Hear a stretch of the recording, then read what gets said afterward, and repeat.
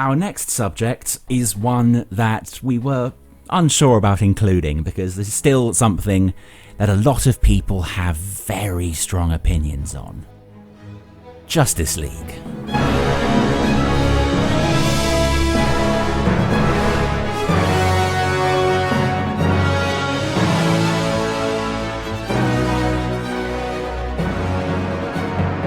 In May 2017, Snyder told The Hollywood Reporter that he was stepping down from finishing Justice League in order to deal with the sudden tragic death of his daughter.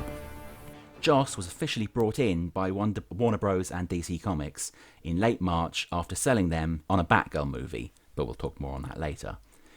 While he was there, Joss agreed he would help finish off Justice League while Snyder was still helping him finish off the project. He was already working with us on some of the scenes for additional photography that we were going to do shortly, and it was fortunate that Zack convinced him and he agreed to step in and finish the movie. Help Zack finish his vision, and we're excited about this, said Wonder Woman producer Charles Roven. Snyder then left when he was unable to keep working after the tragedy, and leaving Joss alone to complete the film. Charles Roven, the Justice League producer, told the Washington Times that Josh reshot 15 to 20% of the movie. Others said Joss Whedon's contributions could have been much higher. Joss also replaced composer Junkie XL with Danny Elfman. Do we have any secret hashtag release the Snyder Cut supporters in the podcast today? What are our thoughts on Whedon? After making fun of that for every review I've been on this podcast, Yep. Wouldn't it be surprising if I was really a release the Snyder Cut guy? So I have Google Alerts set up for our podcast, like I'm sure Matt does, to inform me when something comes out, either it's hashtag for the Nevers or Joss Whedon or HBO, blah, blah, blah. And when I go in to look at my alerts every day, 20 of them are Snyder Cut articles every single day. And I'm like, either release it or don't, but shut up about it. Well, actually, a friend of mine, this guy Charles from Charles's Anime World on YouTube, great manga reviewer. He had a brilliant theory that and actually it was then about a week after he shared it with me, we saw a post about it. It turns out he reckons, and it seems like he's right, that they are withholding the Snyder Cut and are going to release it on their streaming platform to try and boost the viewers, and possibly even on HBO Max, because DC and HBO have a deal. A lot of the DC shows are going to be moving over to HBO Max alongside the Nevers, but not as good. And he has a theory that they're going to release it on there to try and boost those day one viewers. And if they do that, it is a genius but terrible choice. I mean, wouldn't it be an unfinished movie that would take millions of dollars to even do the effects for and stuff? Apparently no. Apparently it's a lot more, many people who were a lot of the cast of Justice League, I think Batman and Aquaman, have both said, no, it's like 95% done. It's basically good to go. I've heard all the different rumors, and it's just so convoluted now that Joss did more and the Snyder Cut was almost done. If the Snyder Cut was almost done, why the hell did they bring in Joss for 5% then? And I'm okay with them releasing it. Go ahead and release it. It's kind of a slap in the face to Joss, but he's used to it. I think by that point he doesn't really give a shit. I mean, just release it. Just release it so people can see and shut up about it. Of course, they'll just keep talking about it, like, oh, this is so much better, or the way this is way worse. I don't know. That's my big thing with this. Everyone's like, oh yeah, the Snyder Cut's going to be amazing. It's going to be revelatory. It's going to, completely destroy the cut we got. This is still the same director that gave us Batman vs Superman. Like, they needed to release a second director's cut just to fix Batman vs Superman because the original was so bad. Yeah, I'm not a fan of the structo dark gritty porn DC stuff. I'm just not. I mean, I have the same problem that I had in later Nolan Batmans. I can't even see the action half the time because they're so dark, And the dialogue's not very good. Yeah. It's, And I'm just not a fan of Zack Snyder's point of view about superheroes. No. Especially not his Superman.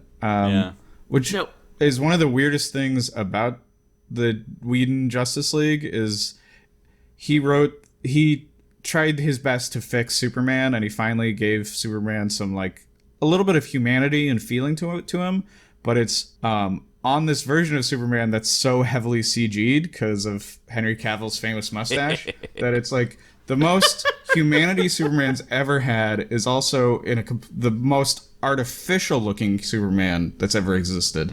So like that's part of why like this crazy visual and story dichotomy is happening. Like whenever I try to watch it, my brain can't handle it.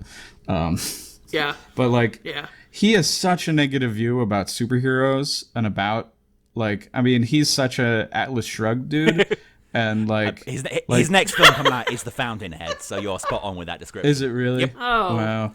I just like I don't spare want me. A Superman who is doing good things and evil music is playing is like an awful idea to me. I've got to say, I went to see Justice League because everyone was saying I should, and I've got to say, I left very underwhelmed. Again, much like with Wonder Woman, it was a solid film, but it felt like they'd tried to jump straight to step 5 and hadn't done steps 1, 2, and 3, and 4.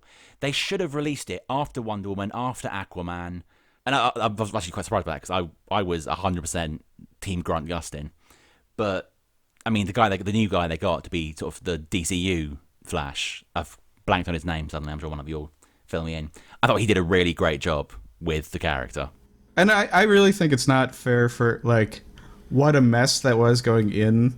Like, Yeah. you can tell Ben Affleck is done. Yeah.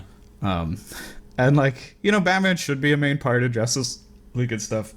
There is a scene in Justice League that I think is supposed to be a romantic scene between Wonder Woman and Bruce Wayne where she's trying to give him a massage. Yeah. But Bruce Wayne doesn't take his batsuit off, and you can tell it's because Ben Affleck is too fat for it.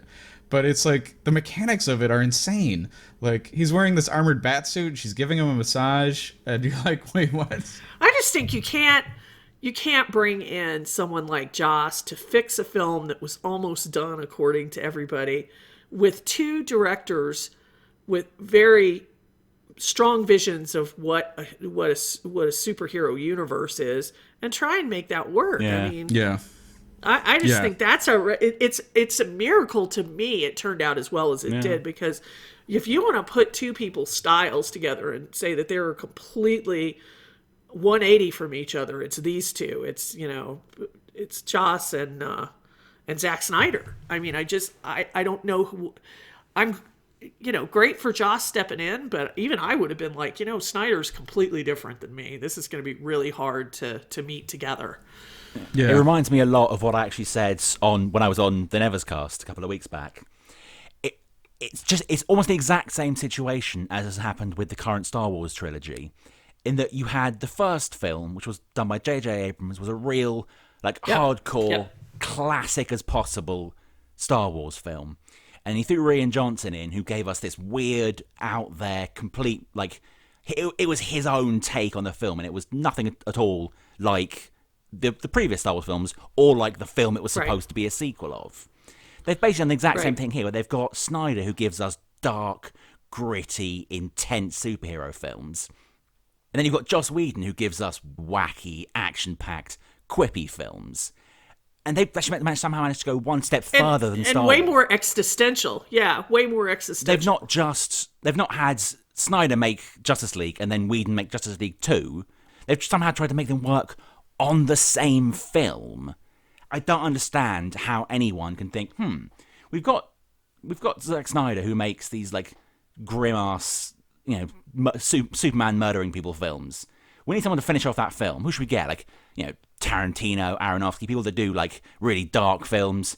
I just when I hear stuff like that, or I see commercials that I think are patently awful, or movies that somehow made it to a green light, is much like this, that there is some tone-deaf executive sitting in a big mahogany desk in Hollywood going, get that redheaded dude over there at Marvel that made all that money. Get him. He knows superhero movies. Get him in here and he'll fix it. You know what I mean?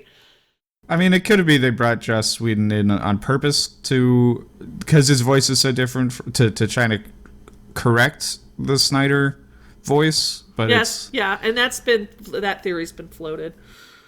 The thing is, if that was their intent, then they should have done a far better job of executing it, because it was too much. Right. It was too jarring of a kind of clash. It didn't Well, work. and was Batgirl already in the works? Because we're going to talk about that next. Yeah. If Batgirl was already on the table, then maybe that was their logic, that he was going to make Batgirl so they could make Justice League more like whatever he was going to do. yeah.